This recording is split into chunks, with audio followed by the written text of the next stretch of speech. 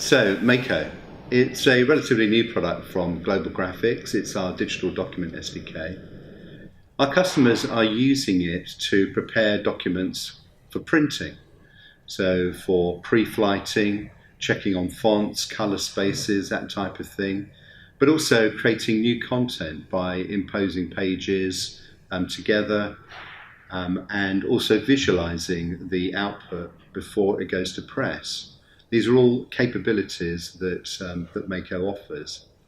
It's a C++ library and available for lots of platforms, so you can get it for Windows, Linux, Mac OS, and some smaller platforms as well, such as iOS, Android, and most recently Windows IoT.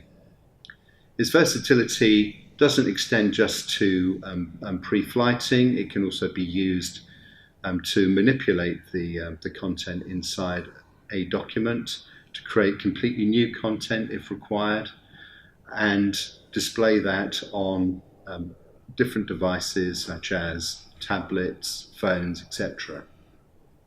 If you would like to learn more about the Mako SDK, then please visit our website.